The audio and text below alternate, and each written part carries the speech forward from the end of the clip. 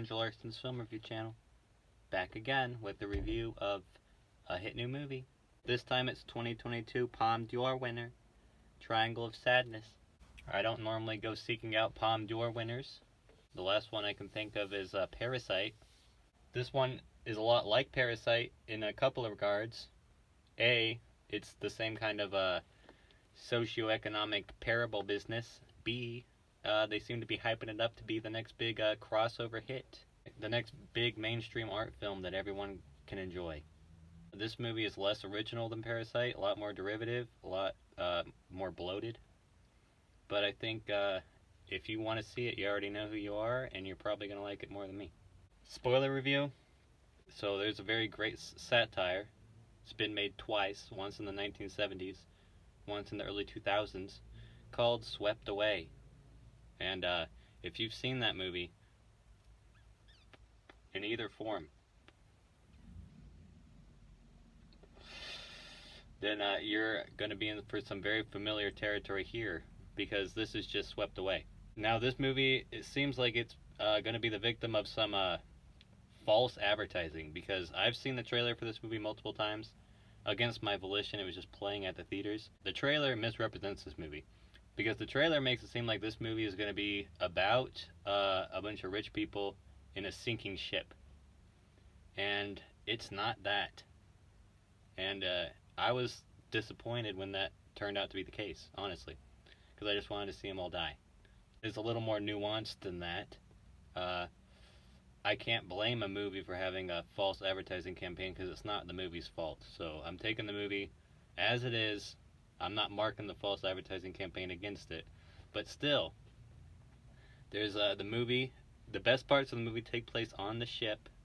There are scenes when things get crazy on the ship. It's for essentially no reason. There's a storm, the ship's rocking, and everybody on it gets sick, vomits, diarrheas, and this is the best part of the movie, and it is just straight up ripped off from Monty Python's The Meaning of Life. The exact same theme, the exact same meaning, the exact same comedy. It's just put into a more realistic and grounded setting here, I guess.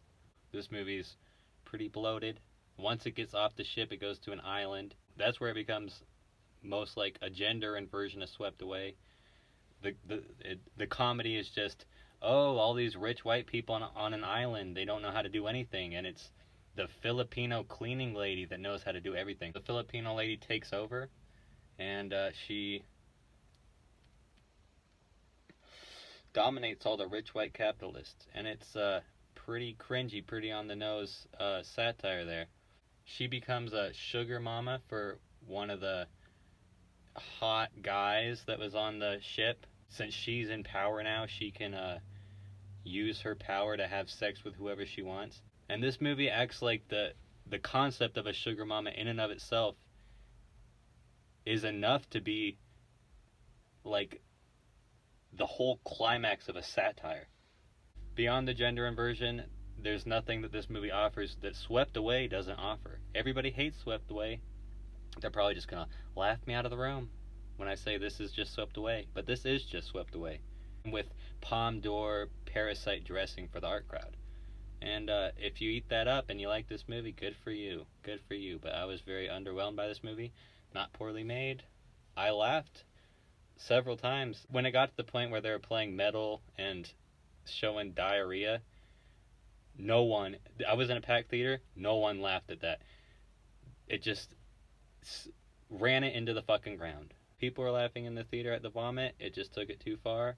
The movie took everything too far, way too long, had nothing new to offer message-wise.